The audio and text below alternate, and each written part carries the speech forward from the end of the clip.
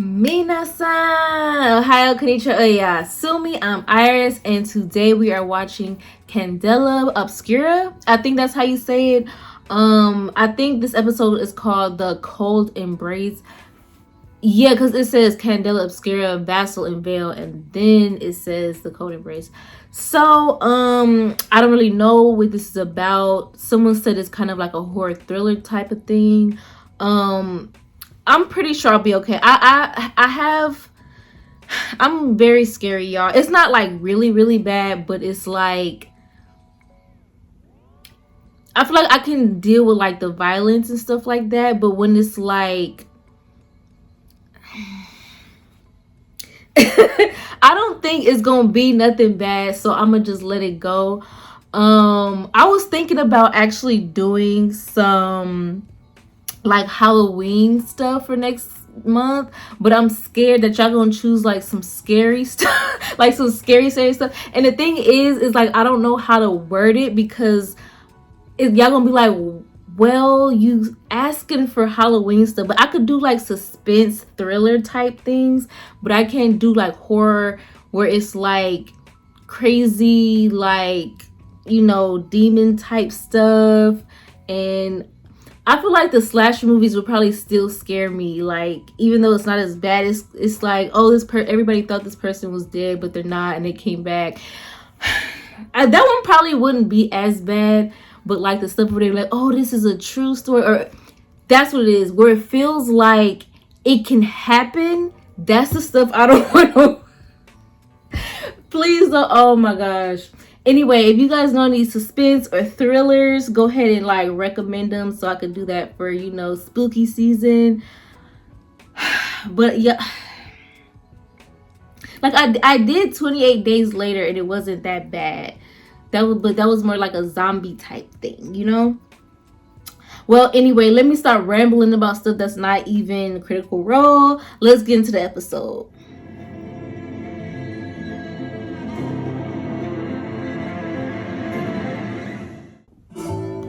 Knowledge of what lies beyond the flare continues to be elusive. Glimmers of understanding lead us down branching paths with no discernible end. The mark of a strong investigator is to always question the status quo. An extraordinary investigator is one who's not afraid to question the nature that we're gonna lies have some within mystery. them. The phenomenon which occurred in New Fair at the Steel was the catalyst needed to test such a theory. Lightkeeper O'Neill had her concerns that the newly found circle in question could benefit from further training. But then again, there is no sufficient preparation for the horrors that bleed into our world. Thus begins the trials of the circle known as the Vassal and the Veil. Assignment 436, The Cold Embrace.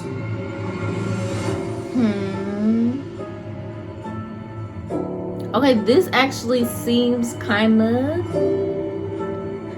I definitely dig mystery type stuff, so maybe you want... What is that? I'm glad we just at a table because I know they will have all kind of crazy visuals.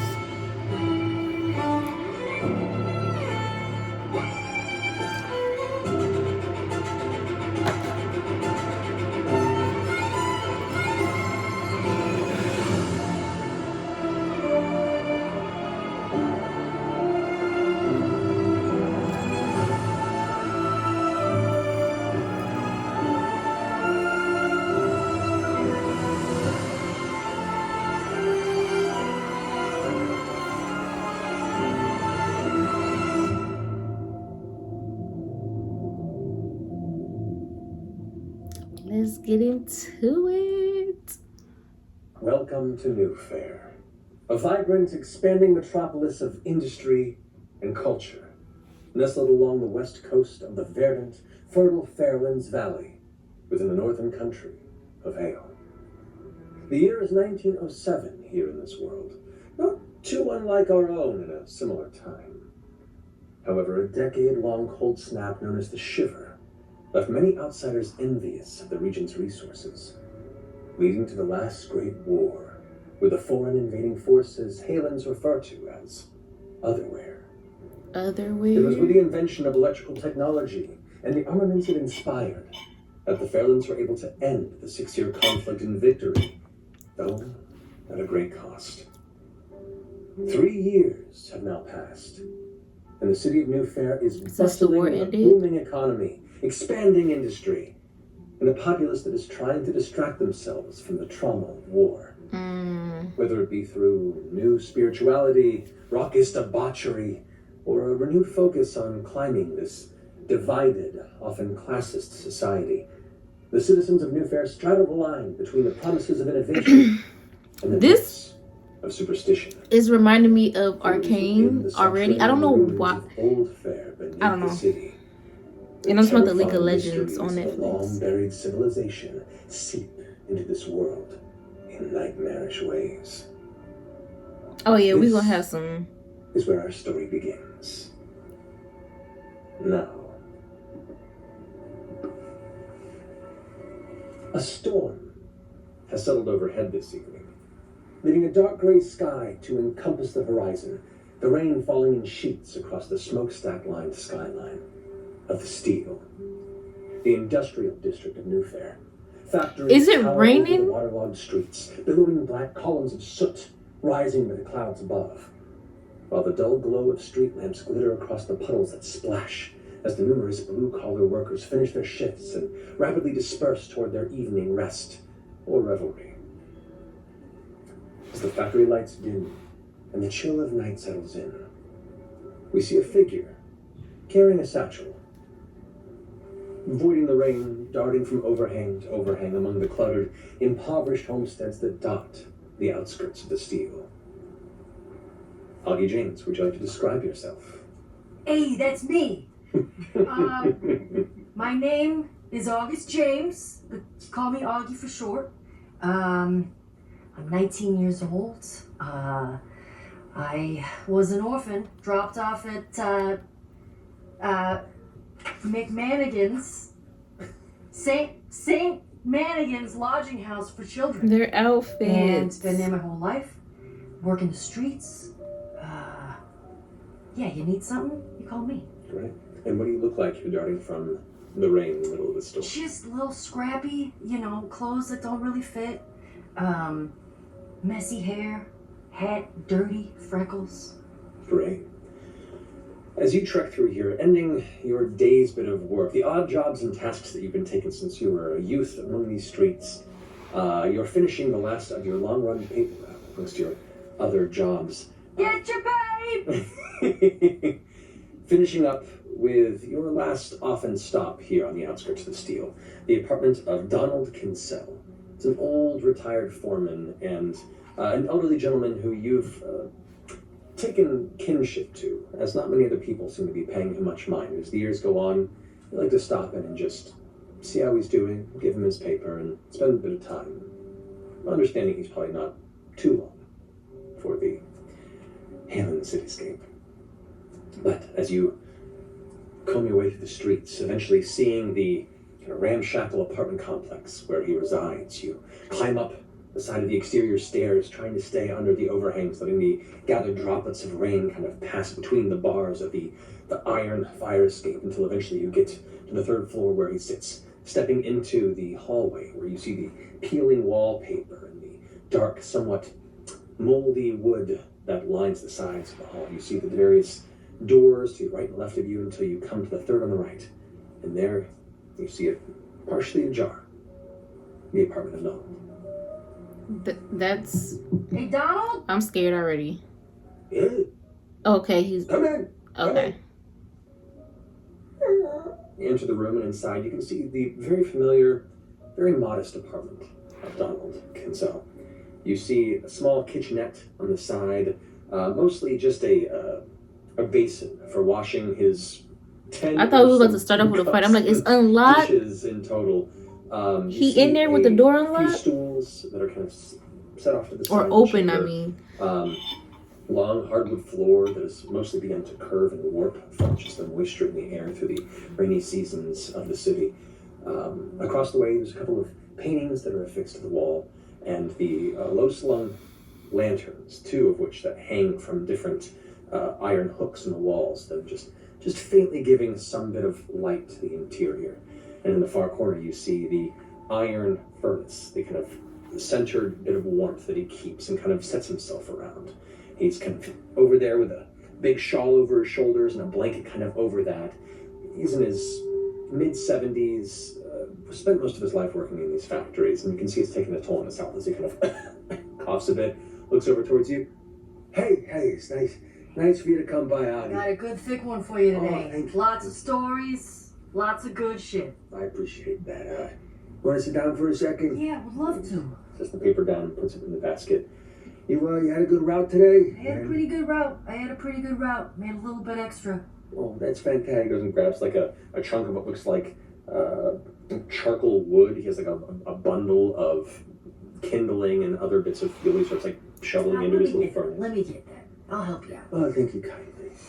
A lot of people out here don't really pay much mind to respect to those of us who used to work hard before the war, you know? Boy, they sure don't. Yeah. You know, that's why I like to show up and, help you out. I know how it is to be a hard worker, you know? Yeah, you are. Let me tell you like Was she about to laugh? remind me of those of us who built this city, you know? Yeah. Those who have respect for a hard day's work and for earning your keep here. Yeah. It's a good kind of pride. None of these scum suckers and varnishing the eaves, holding noses high above the rest of us hard-working The folk. worst.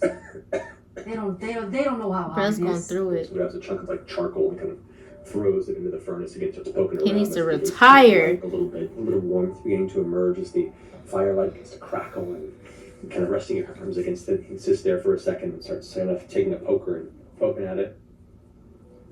You got aspirations there, Augie?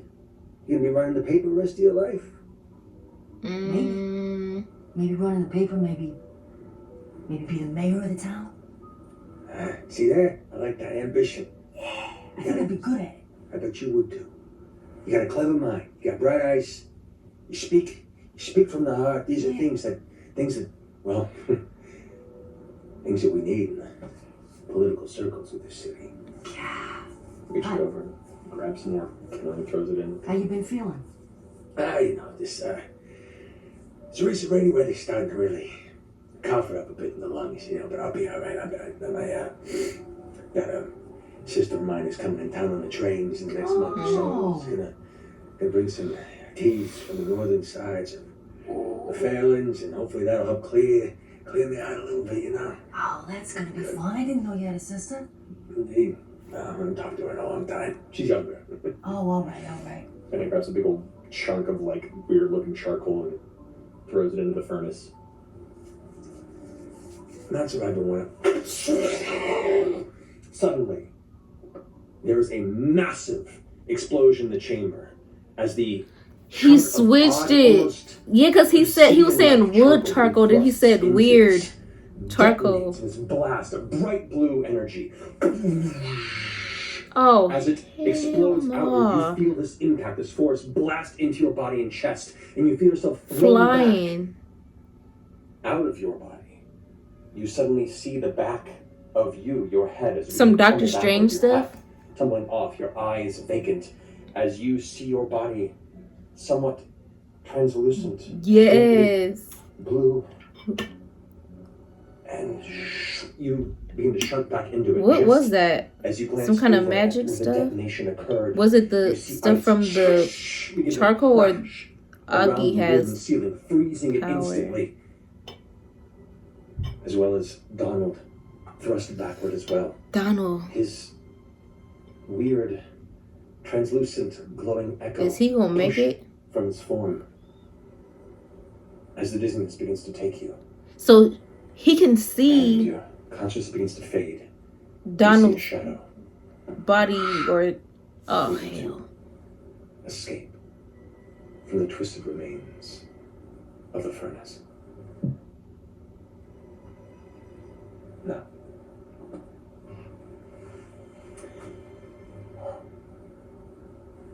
across the city, That's where we're changing. Within the halls of the Briarbank College, the esteemed marble walkways, the numerous auditoriums and libraries and research facilities, here in the later evening, when most of the students have gone to their homesteads and studies for the evening beyond the halls. Staying behind in his office to his own business, we have Dr. Howard. Margaret, if you please describe yourself and what you are doing. Sure. Well, as per That's usual, cool. They're all this dressed like their very characters. books and papers. He has a grim look on his face. Consternation, working through whatever puzzles in front of him. And even though it's late in the evening, he's dressed as if it's the first thing in the morning. Astutely appointed, tall hat, and he's leafing through papers, just sort of really trying to work out what's in front of him. Yeah, he's an older gentleman. He's 52 years old. He wears spectacles, but it's hard to tell whether or not they're for reading or far away. And he is a professor at this college. And this is his office. That's not only filled with books, but some oddities, and it's very pristine inside. Yeah. Now this time you hear the door behind you kind of creak open a little bit. Howard! You turn around and see Professor Errol Dennings, who is a younger professor who I wouldn't call it a friendship as much as it is a space-sharing rivalry within these halls. Steps in for a bit and kind of glances, not quite over your shoulder, but definitely in your direction. Don't mean to disturb you, Professor, but are you planning to sleep in your office? Mind your business. Where I sleep has no bearing on your work. Dennis, what can I do for you? I'm just expressing concern. You should really get out more. Again, mind your business. I have office hours. I get out on my own accord. Oh, what's this meeting about? Dennings, what can I help you with? Me and a few of the other professors here have discussed just what concern for you. You should come out with us drinking tonight. It would do you well to be social a bit, maybe engage with the rest of the university body. You could use the relationship building experience of Then being they're saying faculty.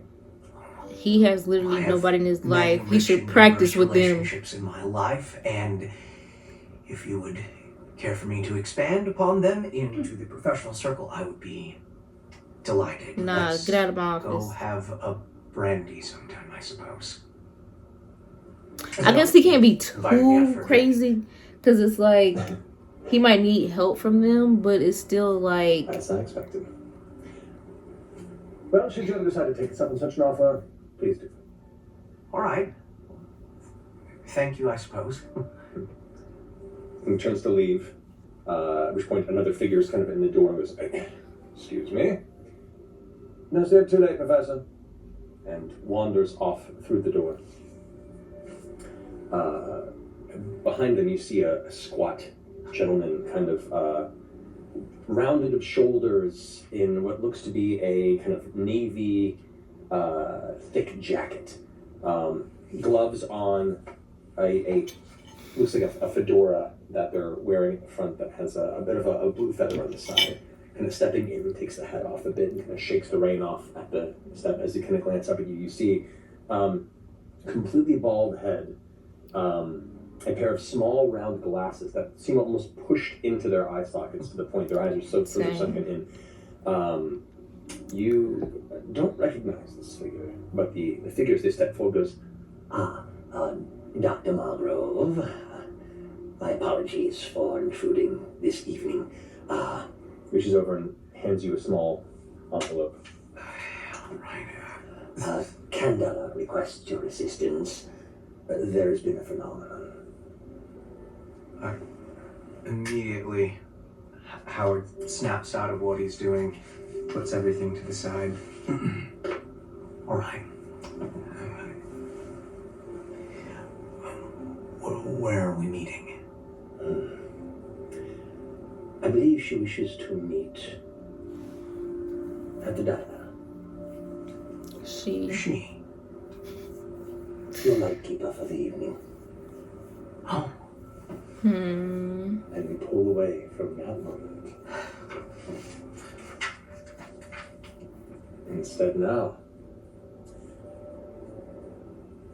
Arva Black, whereabouts are you this evening? Oh, I'm sitting in my bedroom, actually. Can you please describe the scene where you sit and what we see as we come into your personal space? I'm sitting in my bedroom in front of the vanity. She's been dressed for the day and is staring into the mirror. Completely silent. Every once in a while her eyes will drift to the side and bring it back and stare at herself again. Not saying anything. You okay, sis?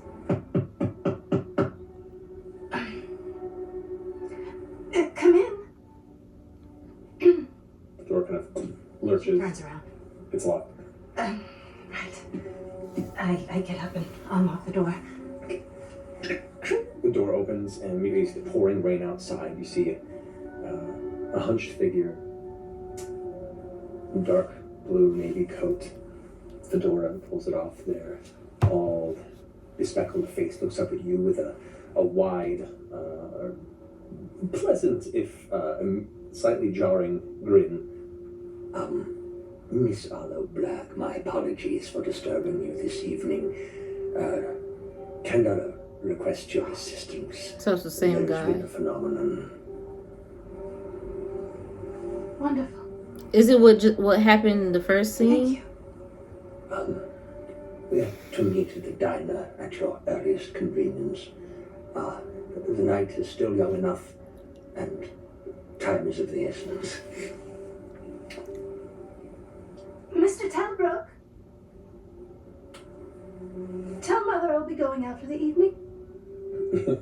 From the other doors, you watch as this kind of like tall, lithe older man goes, Oh, very well. I'll notify her. Not to worry. Will you be safe? Do you need assistance? Do you need an escort? As I tug on my glove. No escort will be necessary, thank you. Very well. Your mother will be unhappy, but I will deal with it. turns. Continues back as you begin to gather your things and prepare yourself for an unexpected evening out. Now, here on the outskirts of Redland. She's the only one I've actually seen somewhat play debaucherous region out of of this the city group. of New Fair, where the middle to lower class comes and spends their evenings in all sorts of alcoholic revelry, music, dancing, and occasionally in a Scarlet-based speakeasy. And it is here, not too far from where the more affluent members enjoy similar mirrored meets in the Varnish, that instead they come here on this side of Redland to the sight unseen bar and club. Here, Her in the outfit in evening here hours, is so amongst cute. the bustle and fun and joyous, musical, playful, human-animal experience that this club tends to bring into itself. Patrons are stepping through and clinking glasses and laughing and cheering and just very much escaping for a few hours from the reality that day-to-day life brings. And here you are perusing amongst your various patrons, the individual responsible for and keeping watch over this establishment. If you wouldn't mind, Charlotte Eves, what are you doing and what do you look like? I am standing in the doorway between my back office and the front of the bar. I'm watching my right-hand man, Stinson, watching him as he attends to the bar. And I'm surveying all manner of humanity in the room. Some who perhaps it's their first time in the Red Lamp, and some who are using this place as an alibi because they know that I have a particular reputation that somehow smooths over certain transgressions. Mm. I'm just watching carefully, making sure there isn't anyone that I have to deal with, and There's some shady stuff going fondly on. looking back occasionally at a small cot with a rumpled blanket and a pillow. And that's about it. As you kind of look at that pillow,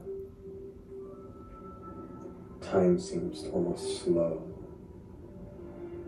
Color seems to fade in the periphery.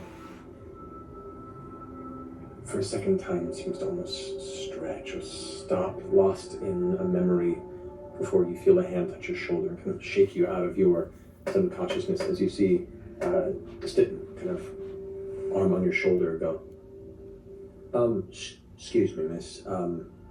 You feeling all right? You looked a bit distracted and focused for a minute. Make sure you're okay. I'm fine. Thank you for worrying about me. There's no need. I simply was falling into a reverie, remembering good times. Of course, just, you've been stressing yourself out here a lot recently, and I want to make sure you're taking care of yourself. You take care of the rest of us enough as it is, and if there's any trouble coming and you're getting yourself into, you can. Yes, it's gonna be some trouble. I do. And trust me, I'm not involved in anything I can't get myself out of. I understand that. Kind of scratches his beard. Okay, well, if you don't want a drink or anything, you know where to find me. Thank you. And he goes ahead and wanders back behind the bar. He watches a somewhat affluent couple who are slumming it here in the red lamp kind of get into a brief, not an argument, but a disagreement with the doorman as another figure kind of pushes past them.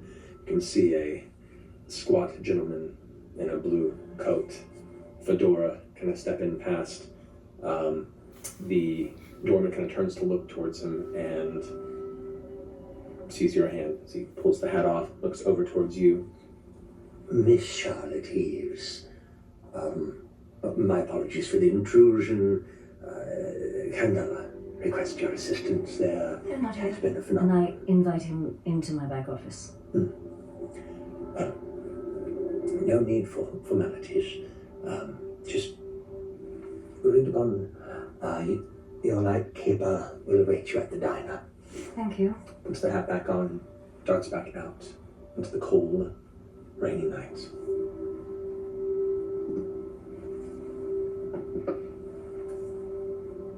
Augie. Yeah, what the Holy shit! You dart up out of Oh consciousness. my Not knowing gosh. how much time has passed and yell, holy shit, into the area. Your vision's blurred and kind of fuzzy, and you immediately watch as 6 people turn around and face you. Whoa. You can see 2 of them begin to talk amongst themselves. You can hear the whispers of them discussing amongst themselves. Your head kind of swimming with an odd series of sounds, unsure to really grasp and pull in what's being said, what's being done, before a hand grabs your shoulder and kind of lifts you on your feet. Your vision begins to clear a bit, and you can see you're still standing within Donald's apartment. But now there are multiple figures, all dressed in long dark peacoats and what looks like business attire. Some of them have hats, many of them are taking notes. They almost walk with an authority like the periphery, the police that look over, for some, the city of New Fair. But The ones with money. not quite dressed with that authoritative presentation. And as it kind of lifts you up, Hey, get your hands off me! pulls back, this kind of middle-aged gentleman goes, that's all right. All right, he's awake. And you see this one tall, thin gentleman in one of the same kind of matching long peacoats kind of sits amongst the rest of the crowd that are in the process of now investigating the interior of this room. They're taking samples and putting them into boxes. They're turning over furniture, looking about what's transpired here. You can see in this moment the ice that has been thrust across this room like it was flash frozen, all emanating from the center of where this now broken and twisted furnace is. So how did that get in there? You see no sign of Donald. anywhere. So his And that tall spirit or gentleman whatever it is close to that you came out speaks there, something in I silent, don't know what it's which called, but stretched did it never features, come back to very his body? short, dark hair, kind of graying on the sides. He looks back in your direction, starts walking towards you. Where's my friend? What's your name? What do you need to know my name for? For You real? were present for a violent event. I didn't do it. I didn't do anything. I did not say you did anything, but you are the only witness to this, and I we need wasn't the only witness. Exactly. My friend Answer my Donald was here, now question. he's gone. Your friend Donald is not here for now. Oh. Is he okay? They don't want to answer that because they want you to answer their Your friend questions before Donald you freak out. Is no longer with us. Oh, You are the only witness, so I need you to be completely honest. still, And do you he need? gets down on one knee. You now realize he's like, you're 19. You're not a short fellow, but this guy is probably about 6'6" at full height, and Sheesh. kind of has to get down to eye level with you. And the closer he is to you, you can see Alright, you don't have to be insulting. Right. you see his kind of like pale gray blue eyes, and his the whites are a bit yellowed, strained, like his man hasn't slept in days. This kind of looks to you. Please, you can trust us. I am Field Officer Aaron Weimer. I am of the Office of Unexplained Phenomenon. I need your help to find out what happened to your friend Donald. What did you see? What? This is...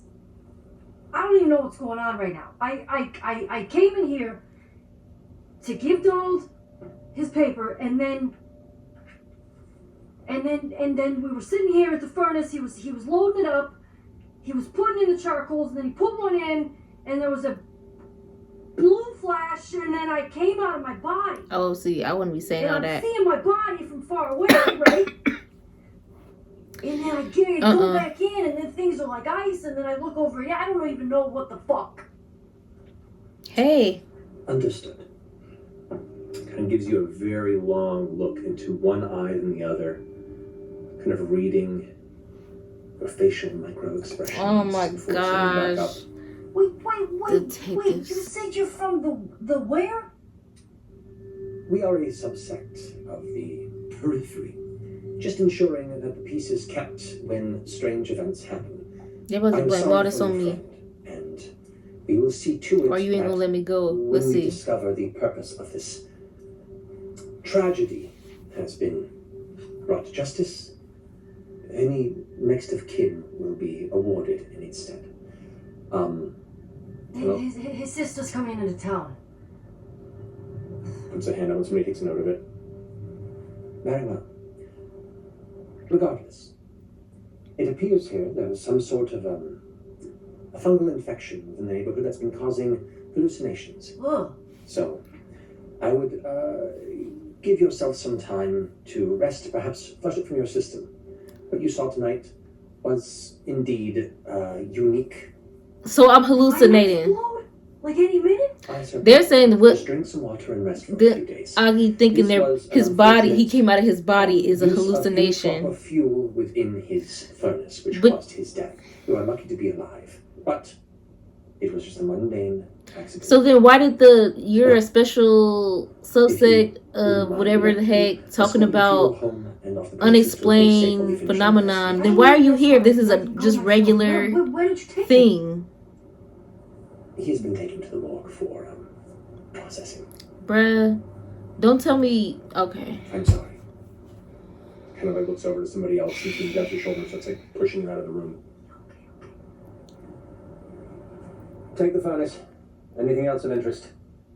And the door closes behind you as you kind of push back out into the hallway that leads. This is a place of magic though, right? So why are they making it seem like it was like basically they don't want him to look into it almost. Like, oh, you're just hallucinating, I don't know sir. where else to go.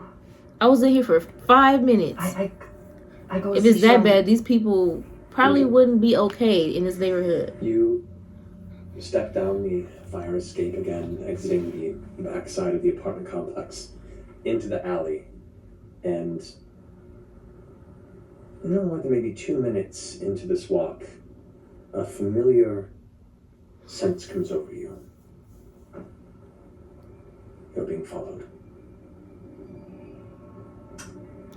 Glance over your shoulder and you see one figure that's kind of stepping about 20, 25 feet behind you, hands in a long jacket's pockets, and just kind of keeping pace. So they want to see what he's doing, what he's been up to, if he has a part of this. Okay. And try to go parts of the street that I know are very bright. Okay. So you keep to a bright portion of the street where others here can be watchful of where you are.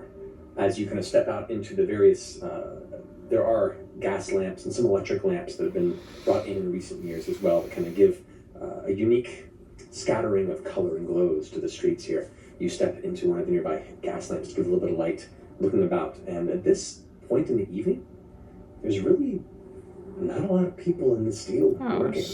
There are a handful of folks walking, and they look like they would pay no interest to a young pauper wandering in the middle of the rain.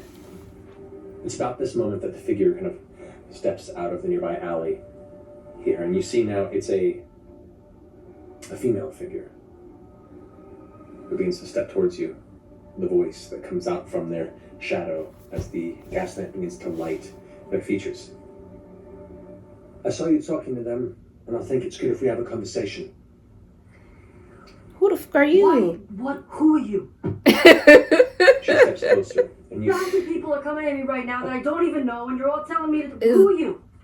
Literally been 2 or 3 people, but we're gonna let it go. It's gaslight. You can traumatic experience. A woman in her mid-50s or so, brown skin, hair up in thick locks that are pulled to the top that kind of drift past the shoulders with gray streaks that run through.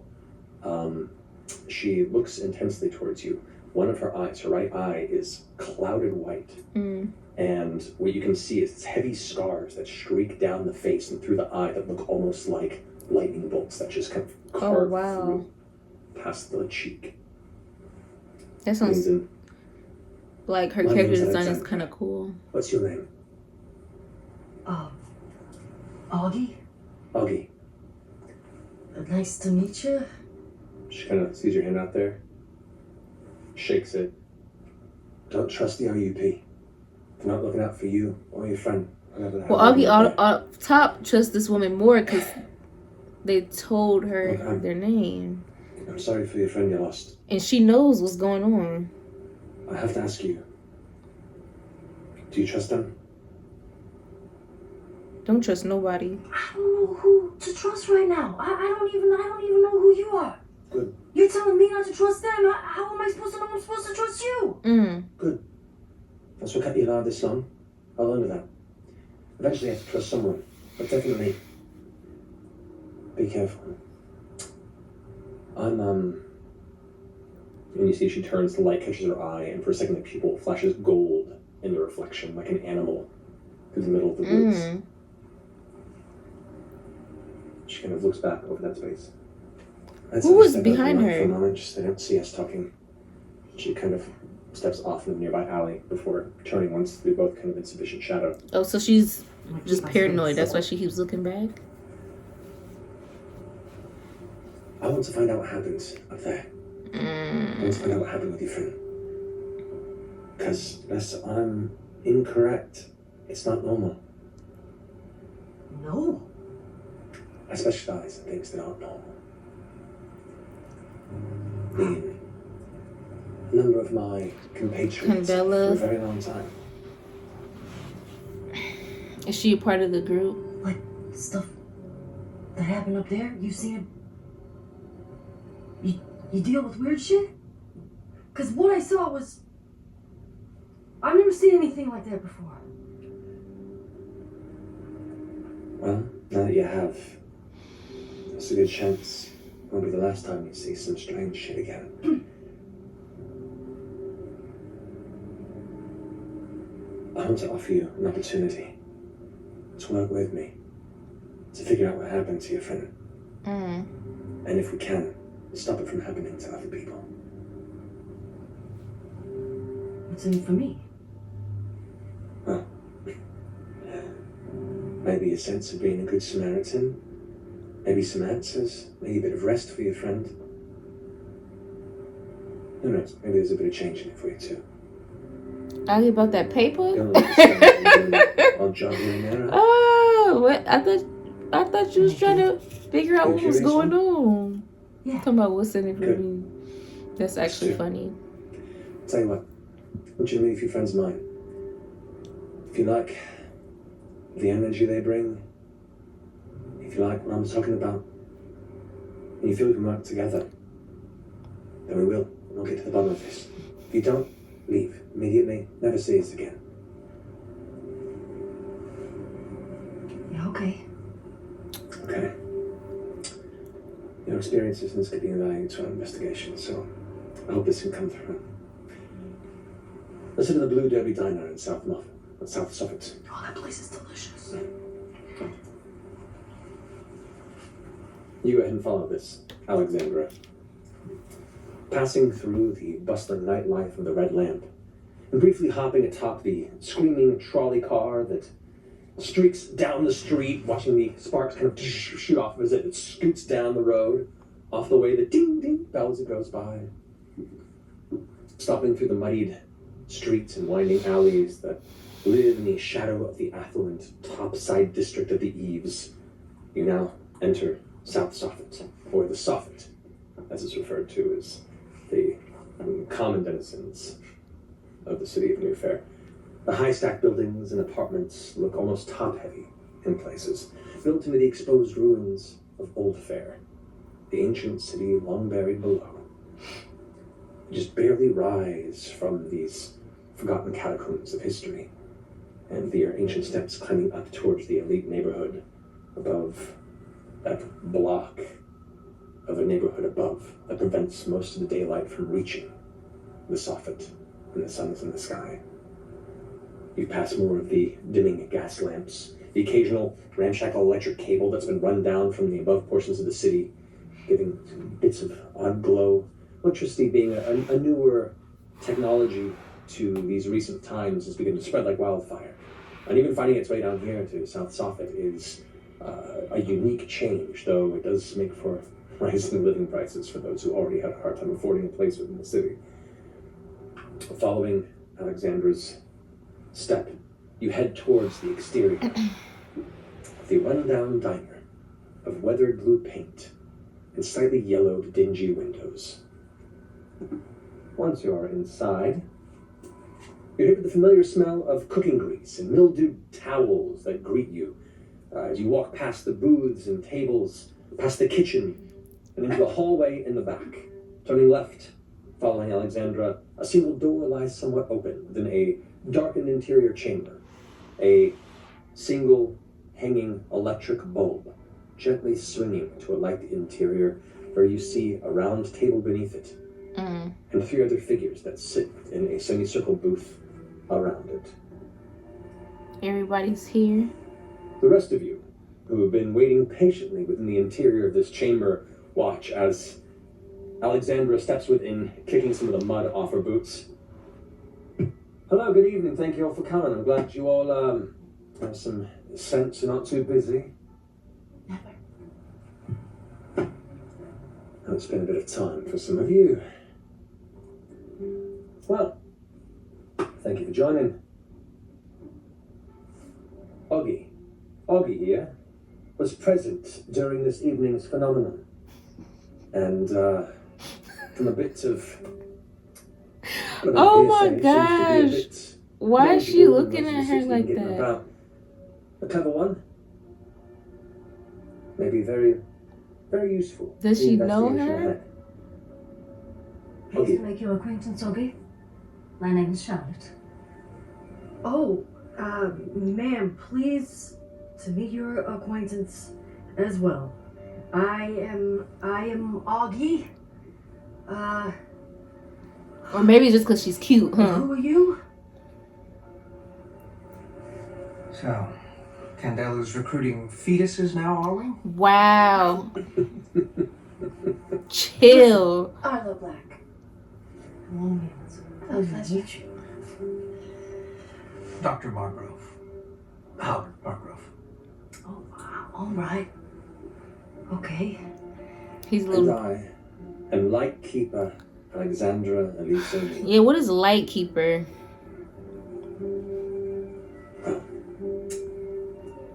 Welcome. And I want to... This is always the very interesting part. What you saw tonight, Bobby, was very real. Whatever they told you at the OUP, you're not the first to encounter such strange phenomenon. But what you saw tonight is only a glimpse of the terrible truths that lie beyond most mundane understanding. This realm, our realm, is but one of many in existence. And there is a boundary that keeps us separate from these other realms. One that we've known and called for some time the flare. Now, there are places between these worlds where this flare becomes weak. We call those thinnings. It's at these places that dangerous metaphysical energy leaks through from these other realms into ours. Some refer to it as magic, if we want to be a bit colloquial with it. But when it comes into our realm, it leaves an impact. You see, it can alter things in our world. Objects, places, people. Irrevocably changing them in strange, horrible ways. She points to her eye and her face. I'm one of the lucky ones. Comparatively. That she survived. How such magical incursions leave behind a corruptive force called bleed. This bleed, it emanates from supernatural phenomenon. And if left unchecked, can build to the point of taking one's will, one's health, even eventually one's life. What you witnessed tonight was one such incursion. A moment of a thinning, where something bled through and took the life of your friend. And very luckily, did not take yours. And they pull this strange device out from inside their coat. And you see it has like these whirring, almost mechanical clock-like interfaces on two different sides. And as they kind of twist, So I figured it was either the object word, this humming sound, or them who had the. and as it does, it had to be. It fills the room. And as they hold it out, But I wonder if Augie this energy begins to survived crackle. because he And has some. You didn't notice until now, but there was this like faint vibration Magic. on the front of your coat. Or he's just And lucky. glancing down, you can see this like black, almost like an oily substance, but it's translucent. It's present, but not at the same time. So it's isn't hard it to. thinning or What's whatever? this? What is this? That is bleed residue. Could somebody go ahead and help Augie and contain? I'll help the young man. I'll pull out a sort of mechanical containment. But it's not vial there. that So you spin open, and so it seems like a certain combination of spinning parts. And I click it open, and I just begin to so the roll residue it up is and around. the stuff from And as I the do, bleed that the came bleed through. starts to almost pull itself into the vial. Can I just walk up to Augie? Do you mind? Anytime. I'm just going to touch right here on their shoulder. Does it seem familiar, this substance? If you would like to make a sense test to see if you can ascertain the nature of this odd corruptive. Great. I don't sense anything. So you rolled. 2 3s and a 1, baby. Oh, great.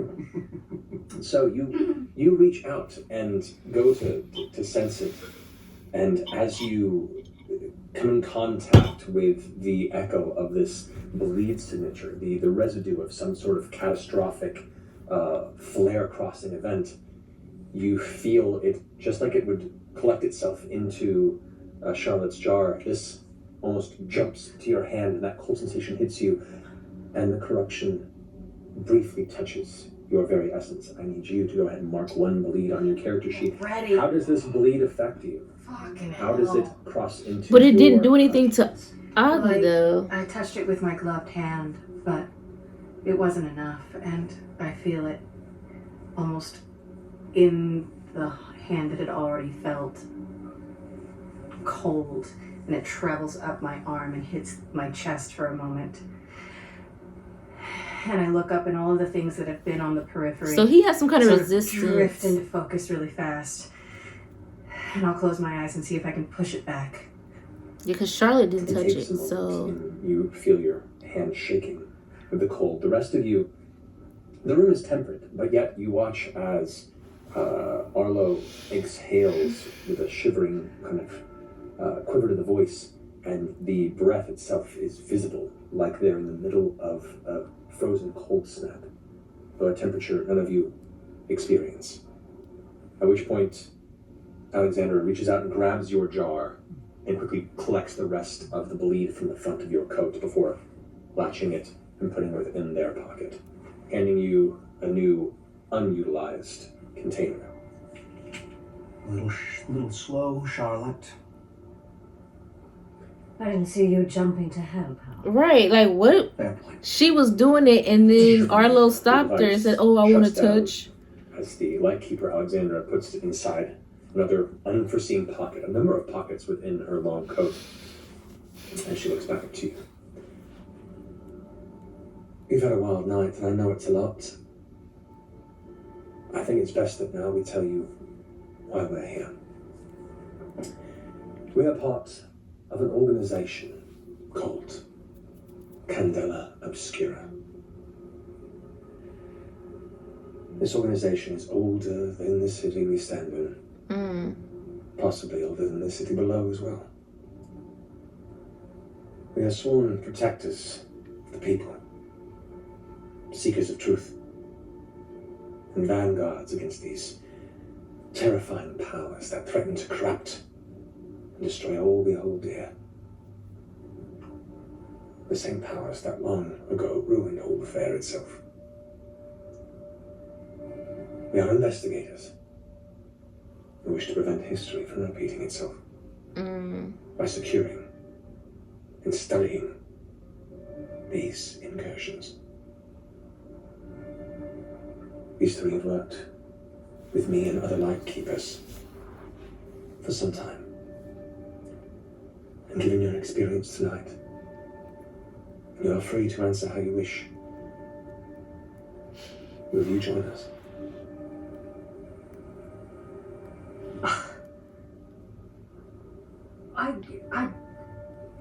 Yeah, yes.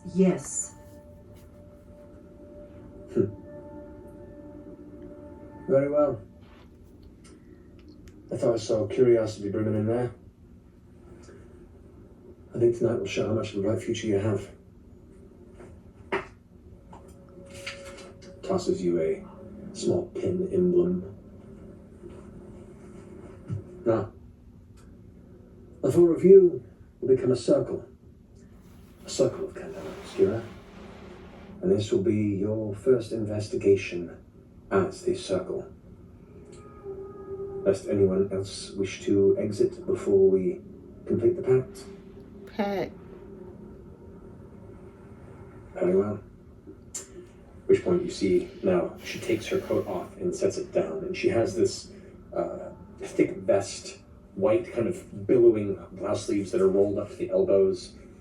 You can see other scars and what looks like kind of ink tattoos across parts of her forearms. As she begins to reach into a small pouch within the other side of her coat and begins to draw a symbol across the table in the center of this kind of half-circle booth. Upon marking this odd glyph-like emblem in the middle, about 2 feet across on each side. Finishes up, sets it down. Hands.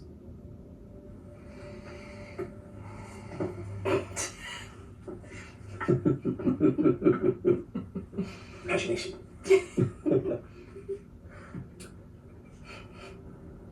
That it is within my esteem and authority of Candela Obscura to forge this circle. The circle of... And what are you naming your circle? What have you decided previously? The circle of the vassal and the veil. The circle of the vassal and the veil.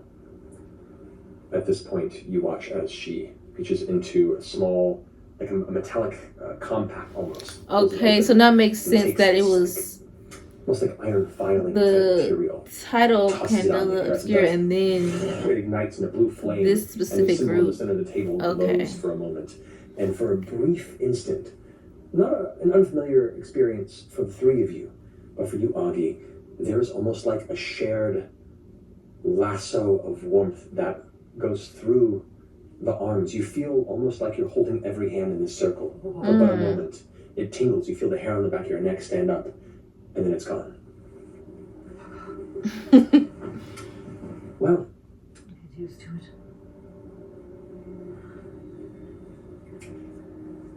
the evening is still relatively young. I think the more time that goes by, the less chance we have of gathering all the necessary information. And who knows if the OUP will have left with everything or return for more answers. So, I recommend you do what you will to prepare. Get out there before it's too late. It's a pleasure to have you among us, Augie. Do us proud. Okay. And stay safe. We need no heroes. Oh, okay. Roger go back on, pulls out a thick cigar, and lights it. Wow. I like this lady.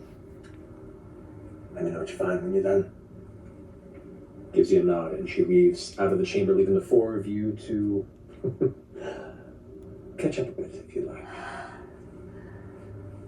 How do you all know each other? We've all worked at various points with the Candela Obscura. And you... I wish you weren't here. Well, that's not very kind. Probably because it's Charlie. dangerous. Like, you shouldn't have to be go through this frank type with thing. both of you. And I hope you will not judge me for this decision. I know this young man. Oh, that's why they I were didn't looking. want Alexandra to know because I wasn't sure how the organization would feel about I knew he. working with someone that I have a connection to. They were staring However, hard when they came in the room. if he is going to be with any circle, I would rather he be with mine. Secrets at the outset. I like it. Well, she told you right Work at away. the sight unseen.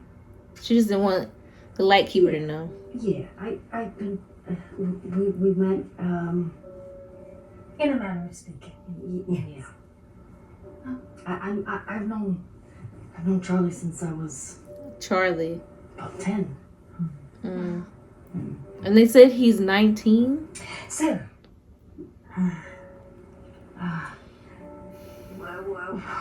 So what do? You go out and then you. How does this even work? so this happened at his apartment? That's what the Yeah, envelope so- said? I went in to go see Donald. He's at the end of my route. And I go in there and he's sitting by his furnace and we're filling it up to get warm. And then he puts in a piece of charcoal and then it just explodes and everything's blue and there's ice and Did you say blue? yeah. Everything as in, It had like a hue. like energy. Yeah. That was blue. Yeah. I don't think that was charcoal. Yeah. I don't think it was either. I was like, what was it some other piece? I don't know. And then everything blew up. I was outside of my body. And I saw my body. Something that bled through the thinning or whatever it was. From the flare. No. The And then I flare. The in And all those people between. were there and is the thinning, Donald's and the gone. stuff that comes through is. So they were still there when you left? Yeah. You might be too late. It was a guy named Aaron something or other. Aaron. We're familiar. Yes. Okay. No good. Depends on who you work for. The influence you got. In our case, not good. Did Donald have any other friends, relations, people that you knew, or, to ask the obvious question, any enemies? Not that I can think of. I mean, he was just a normal guy. They probably just had very And basic His sister was conversations. coming to town. When? I don't know. She was coming soon. Yeah, I forgot. That's And- all I remember too. He lived in the steel, I correct? can't remember if he said or not. Do you know where he did his shopping? Oh, yeah. Because sometimes I would help him out. You do know that Donald, he, because of his failing health and late onset black lung working as a foreman in his particular factory, would pay for some of the local scavengers to bring materials to him. That's the extent that you know of. He'd occasionally go shopping, and there's different marketplaces around here, fairly simple, but anything specifically. He had friends that kind of used to work in the industry or adjacent to it that would just find what he needed for a good price. I mean, he didn't really shop at any one place. I think it was just kind of whenever he was out, which was not a lot. Different people helping him out, bringing some things when he needed it. I was one of them. And you've never met any of them?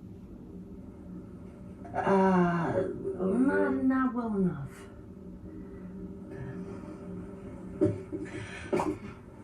So I don't think we're gonna solve this. We should probably go home. Dang. I saw you dive to check by yourself to check on this particular material we found on the young man.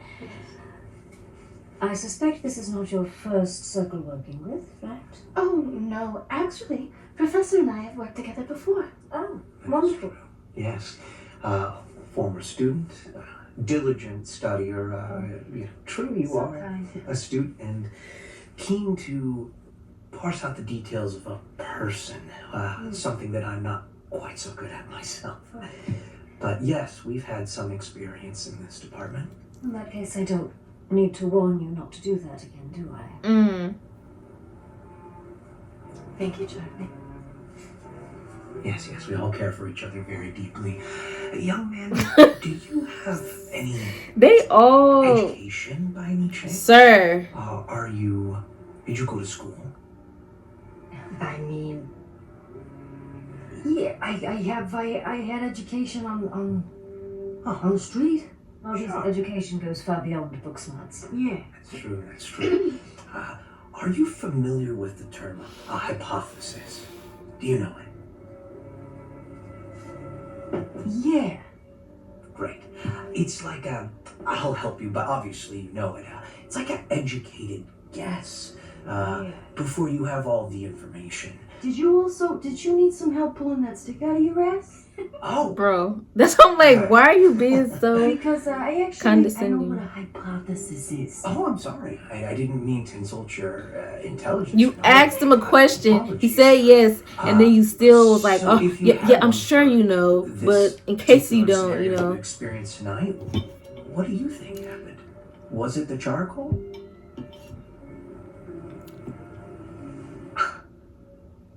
I think it was a charcoal. No. Okay. You are particularly good. You see things. I know you do. You have a keen eye for differences, for things that have changed, for things in the picture that aren't as they seem. Do you remember anything that wasn't as it should be when you were there at that moment with Donald?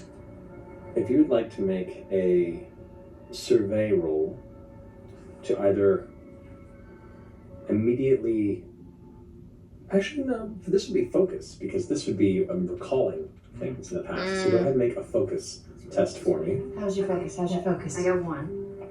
So that means I roll how many again? 1 dice. Shit. You know what? I'm gonna give you some help. I also have a resistance, so I can use that. If need be. You have drives you can use to add more dice if you want to. You know what? I'll do another drive. Okay. So 1 drive from you? Yeah. Or... Okay. We need this. This is super helpful.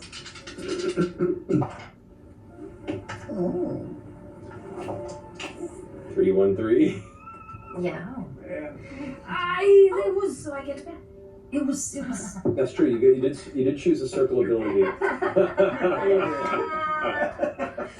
So the circle ability you chose for this was We chose trauma bonding. trauma bonding, which means that if you help somebody and they fail, you both get your drives back. Yes, Recall. so you get your drive back as well. Okay. So their drives were what gave her the extra dice roll, right? Yes. Oh, okay. Great. Okay. I wasn't paying enough attention. It was just like every night.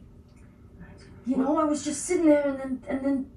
In recalling and trying to focus on this, all the moments that transpired of feeling your spirit leave your body, it seems almost for a moment, the being surrounded by strangers, being immediately interrogated while processing the offended stress begins to build up within you, and the sweat begins to build on your brow, and you all watch as this 19-year-old begins to almost fall into the onset of a panic attack. You need to go ahead and take a brain mark for me. We're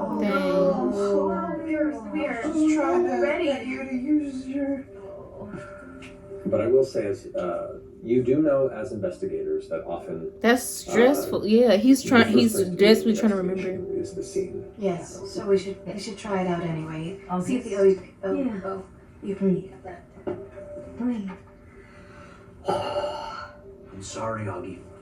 Forget the hypothesis. Let's skip straight to observation, shall we? Okay. Are you comfortable returning? Yeah, with you guys, yeah. Then I suspect we should go. All right. Yeah, well, I'll take you guys. Yeah, I don't want to go. All right. Okay. That was very, very, very fun. It was a good start because you're kind of getting the feel of what's going on already, because this is their own type of game. So it's gonna also be paying attention to what's going on in this setting and kind of learning the new rules. But it doesn't seem like it's too much so far. You know, the stuff with the flare, the thinning, the bleed, and the residue.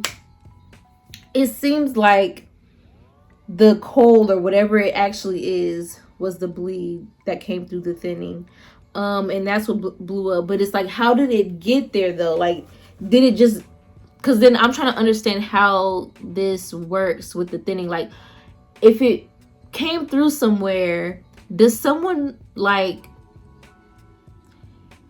if someone found it, could they put it and make the situation happen? Or did it just like literally just come, like it just appeared in Donald's spot? And like, you get what I'm trying to say? So I'm trying my best. But like I said, this was very fun. I'm liking the characters so far. I like the little passive aggressive stuff we got going on. And it seems like in this setting that the regular people in this town don't really know much about magic or the flare or anything like that. I think the Lightkeeper did say that people didn't know about the flare. But I like the fact that he's already established as well that this is a long time group of people, or at least society, where, you know, they get people to investigate and protect normal citizens. So there's a lot that can open up as far as storytelling and world building. We already know he does a very good job with that, so he can keep going forward in the future, or they can go back with other campaigns. And I would definitely love to see a campaign where it's like, you know, the original people, how the group came together and how this whole thing came about, what kind of situation or unusual phenomenon happened to make this, you know, secret society, you know what I mean? Like I said, I love like mystery type stuff, so I'm very excited. I want to stop because I know once we get to the apartment and start investigating, I'm not gonna want to stop. So I'll see you guys on the next one. Bye.